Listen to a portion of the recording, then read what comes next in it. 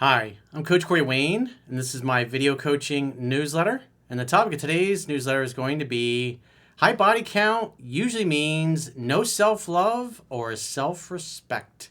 Well, I've got an email. This is from a guy. He's been following my work for, I guess, a little over 2 years now. And it looks like all he did, he came across my work, read 3% Man once, cherry picked a bunch of videos.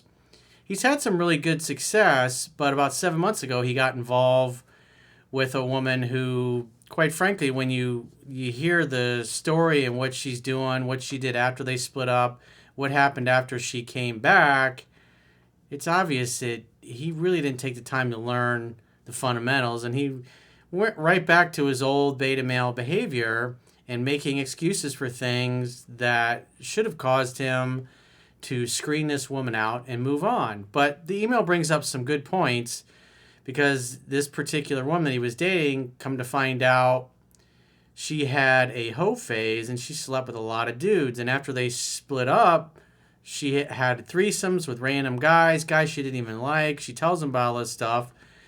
And then she starts making out with him, but doesn't go any further with it. And so what's happened is he's, by trying to be Mr. Knight in Shining Armor and being Mr. Good Guy, Mr. Nice Guy here, he's got himself firmly planted in friend zone and has basically become one of her beta male orbiters.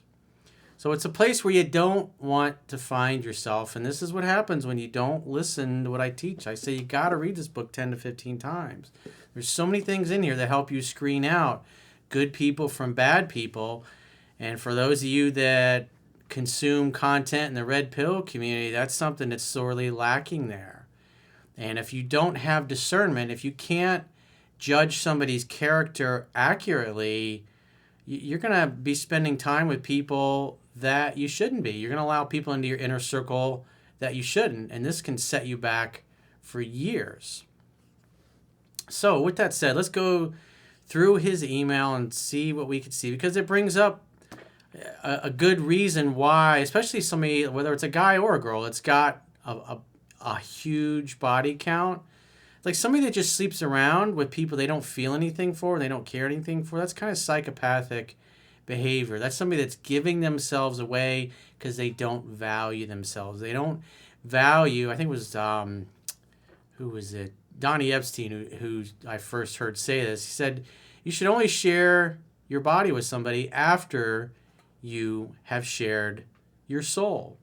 Because if you're just hooking up, hanging out, having fun, and hooking up with random girls you don't feel anything for, and every guy that's done this, that's experienced this, and quite frankly, when you're young, it's kind of a rite of passage anyways. You don't know what you don't know. You need to have some additional partners more than just one or two people so you can know what you don't know what you like, what you don't like.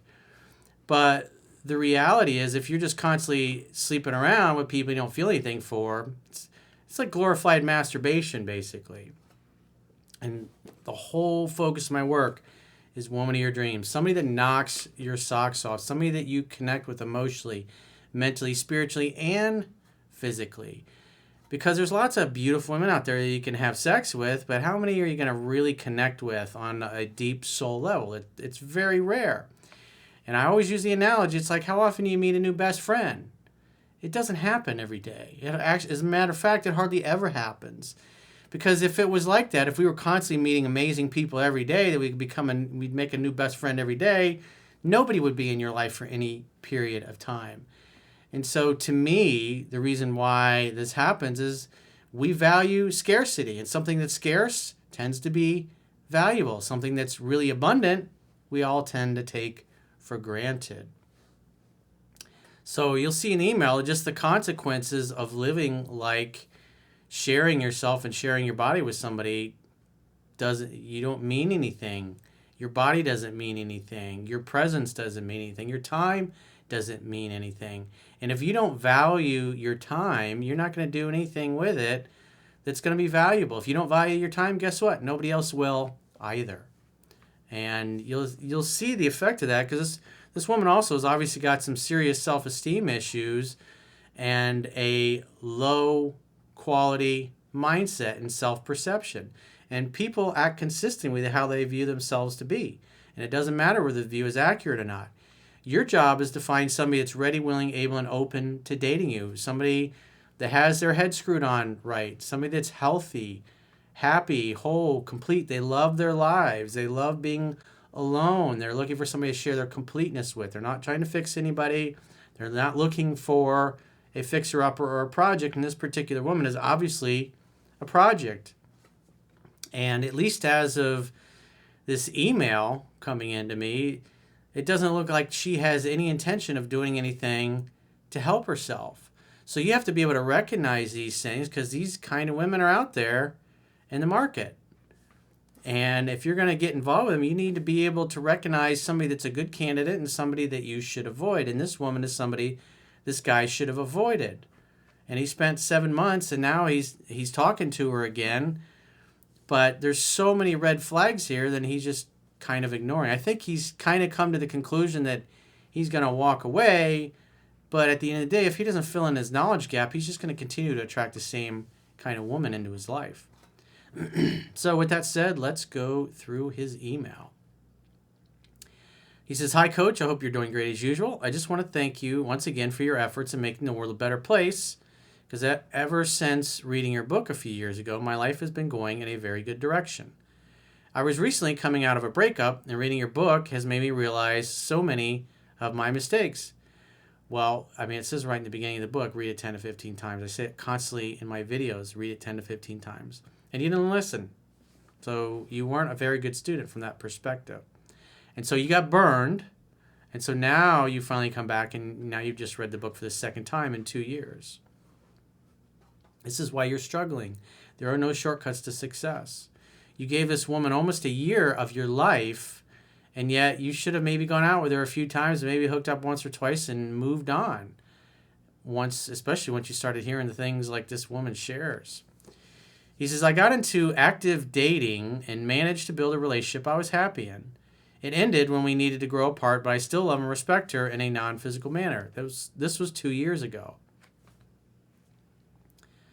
"Ever since then, I have been randomly dating women who mostly end up being into me, and I hang out, have fun, and hook up with them. I was always hoping that one of them may turn up to be someone I could build something deeper with. The reality is, you know right away. You feel it right away. It's either there or it's not.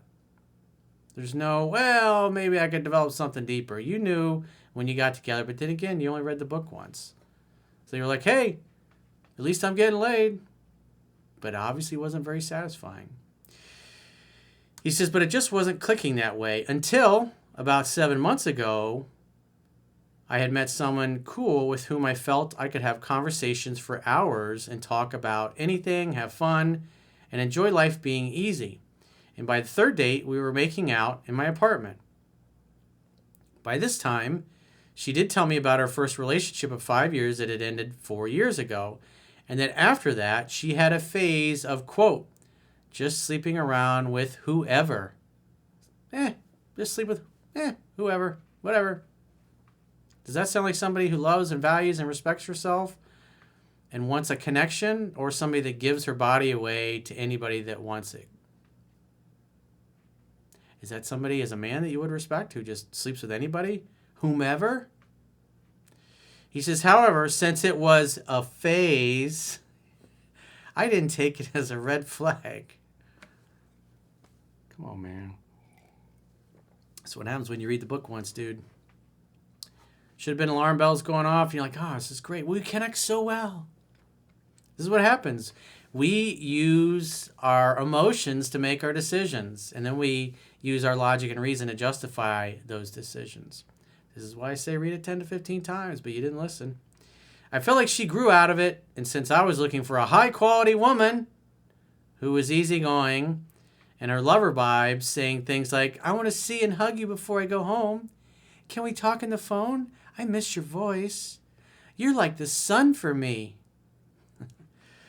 I love that she didn't hold back on her feelings and just goes with her gut and enjoys the moment. Or so I thought. People can hide who they are for about the first 90 days of a relationship." And so what happened was he got into La La Land. He started acting dopey, and his discernment and his pre-qualification radar just completely turned it off. She's good. This is good. During the crazy talks we had, she did express that, quote, she would love to try it with a girl one day, close quote, and maybe a threesome with a guy and a girl. So she wants one dude and another girl. He says, I don't know why I loved all this. She was wild and I reciprocated because I'm also a wild person. I felt like we can have great adventures together. But after a while, as her attraction level went up and more emotions got involved, after 2 months of indoor Olympic events, which would always end up with her orgasming multiple times, things got exclusive. I don't say things got exclusive. I'd say more than likely he brought up exclusivity. He says, but I felt her panicking more and more and being an overthinker about her feelings. Yeah, it tells he didn't learn a book. And so what happens, because he liked her and he was in La La Land, he probably pushed for a commitment. And she would tell me things like, quote, but I'm not good. You're a much better person than I am. You're amazing, and I'm just not. She even told me that she finds herself reaching out to her ex every time things are shaky. Yeah, it's so good that you decided to lock her down. And after a few weeks of that, she wanted to take some time off because she's confused. She got confused because you over-pursued her and you didn't even realize it.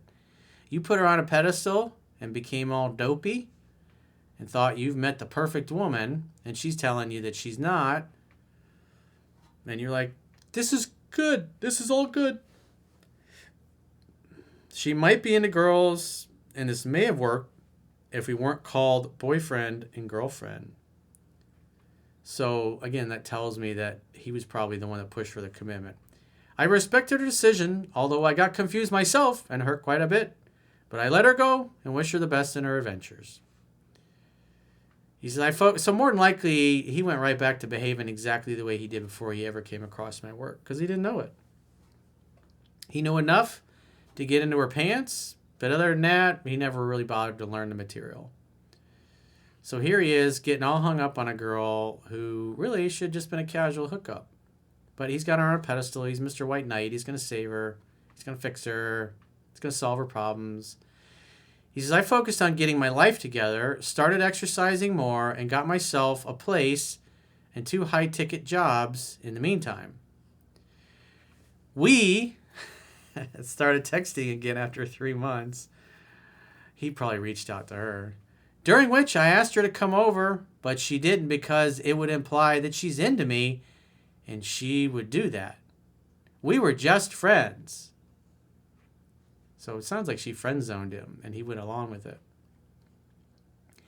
I told her that I don't have specific expectations if you come over, but I don't perceive you as just a friend, and I never will. But yet he continues to act like a friend. He says, one afternoon, 2 weeks later, she reached out saying, what am I doing in the evening? I was free in 2 hours, so I asked her to drop by where I was. What does 7 Principles Get Next Back say? It says you have them come to your house. You don't meet them out. You don't pick them up.